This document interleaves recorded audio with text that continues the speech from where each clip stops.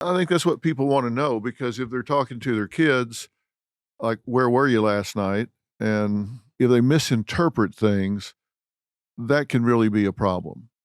I think judges do that some. I think amateurs do that a lot. And that's why I think if we clear some of these things up, it would really help people.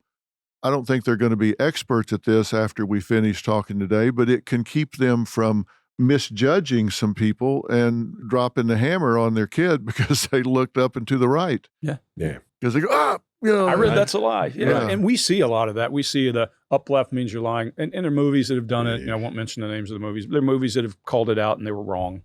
And it is actually, these guys will tell you, when we first got together, they would say, I don't believe in the eye movement thing, because they heard all that, not this. And there is method. I believed in the base. In the base. Yeah. Oh yeah, doing the baseline, yeah. But of all that, there are no absolutes in that. That's I right. mean, most of the time people look down here, and you have to say most of the time when they're looking for internal dialogue, and when they're grieving or feel those things, most of the time they'll do this, but not every time. We're all not the same, as you know. So that was my problem with it when people were, and when Greg started that, he goes, okay, let's go to Waffle House. Because when he's in town, we always go to Waffle House. We're working on something. So we go to Waffle House. He said, here's what's going to happen. I'm going to ask you about, because he talked to her for a few minutes. He said, here's what's going to happen. I'm going to ask you this, and she's going to look down here. And I'm going to ask you that, and she's going to look up here. I'm going to ask you this, and she'll look up there. I was like, okay, Hot Rod, let's see how that works. This fascinates me. Let me see you do it. And so he was talking to the waitress, and he said, so you're from here? You know, isn't that near the Hermitage? Where's the Hermitage? Is that close to here? Or isn't that just over this way? And she went, Hermitage. And he called everywhere she would look. She looked there. And I said, okay, you got me. I will admit, when I first started doing our show on YouTube, I was way less of a believer than I am now. Just since listening to how Greg profiles it. And then every time we get a new video, I'm like, all right, let's see if Greg's actually right. And then of course, every time I'm looking. Well, I think the thing is, it's not necessarily about knowing more. It's about thinking better about what you know. That's the key. And so to your point, Dr. Phil, people are going to jump to judgments, and because how would we get on in life if we couldn't make a quick decision? Your kid's telling you a story, you jump to a judgment because you're interested in their safety. You want the best for them. But can you just have some time to pull back a little bit and think, what might else be going on here? Can I ask that question again? Can I see again what their response is? Can I double click and dive into that bit of behavior that I saw? Oh, I saw them cross their arms when I asked them that. Well, now I might know it doesn't absolutely mean that they're closed to this idea. They could be making a decision about what I'm saying. They could be cold. So maybe I can now ask them, are you close to this idea? Are you decided on this? Or, you know, how's the temperature for you in the room? What this does for us is to help think better about other people and therefore really just get closer to them, to be honest. Any other big myths, or should we move on to some things that people can use? Let me do one more. All right. When I'm training entrepreneurs, and from 2011 to 2017, I was the entrepreneur in residence at the Nashville Entrepreneur Center. And what I did there was I trained the new entrepreneurs and the new startups how to pitch. And I've got these in-depth studies and I would film not only the people that were pitching, I would film the people that were watching the pitches. Mm-hmm. And I couldn't tell you exactly who was going to invest, but I knew who was going to get a meeting, who was going to ask these people, the pitchers, for a meeting. And one thing that I came out of that was, which is hard to train the entrepreneurs in, is understanding that the people who are watching them pitch, be it in a conference room or a huge crowd, have huge crowds of these investors come from all over the world to watch these pitches. There'd be sometimes 500 of them in a room we'd have. And the ones that most people would want to keep pitching to are the ones that were looking at them like this. And they would just be smiling at them, looking at them. And the ones that were doing like this, they wouldn't even pay attention to them. But what's happening at that point is the person who's smiling at you, they're there hanging out with their schmooze, they're there for another reason. They're not going to invest anything. Or they're with their money person that does all the investing, and they're just there too. Because when they get up in their head and they start thinking about, is this going to work in 5 to 7 years? Like he's saying, or she's saying, is that going to work? Are they going to be able to pull that off? Is that team he's got there or she's got there, is that going to happen? Does this financially look like it's going to happen? I've got to go back and tell everybody that I'm investing $1.2 million or $8 million in this. I got to go tell Google I'm putting all this money in this. I wonder if that's going to work for me. So we're seeing that dialogue go physically on them.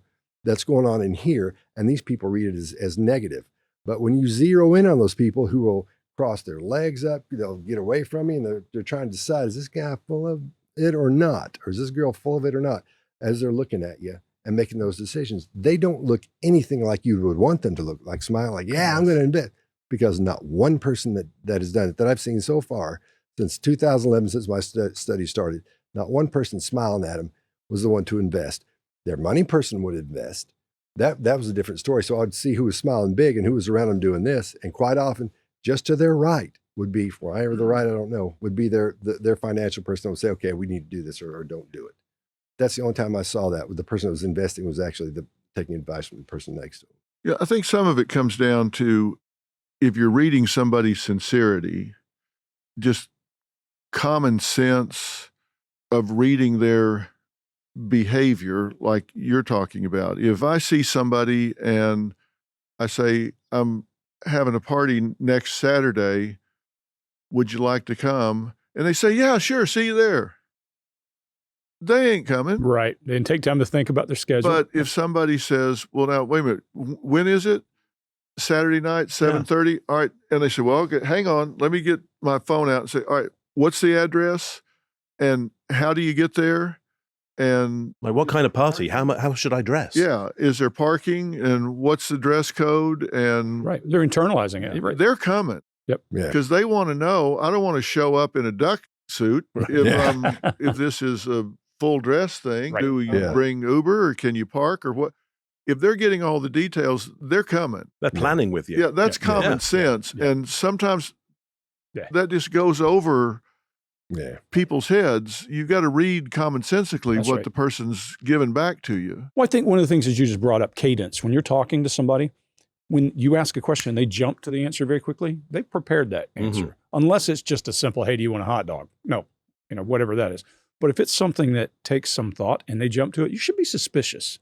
Because you should think, why the hell did they have that plan? That's the way you look at it.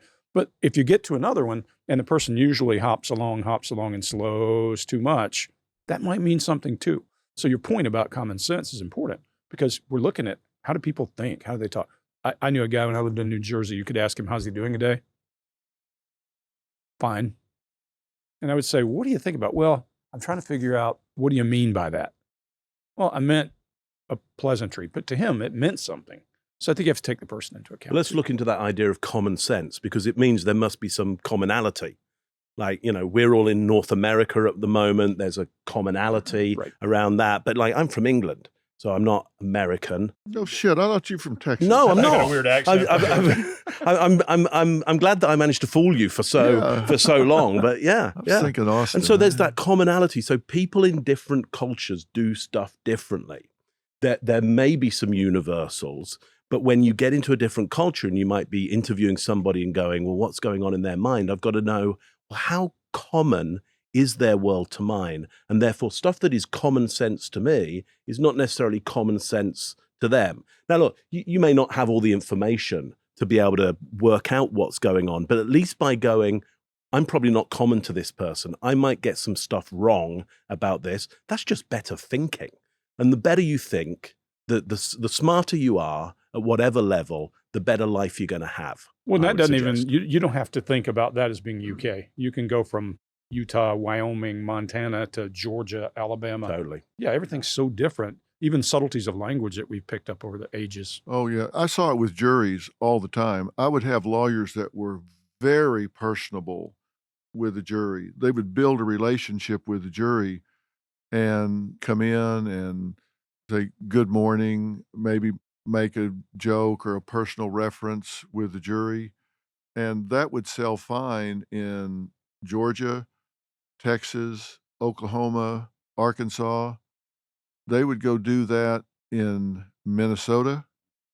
And the jury would look at them like, what are you doing? They were like, why are you, there's a barrier here. You're you and I'm me. And they would get really taken aback by that. They were not warm and fuzzy with somebody they didn't know. In mock trials, they would say, he made me really uncomfortable. I didn't feel good about that. I lived in 11 states, and there's no commonality when it comes to that, from California to Georgia to South Carolina.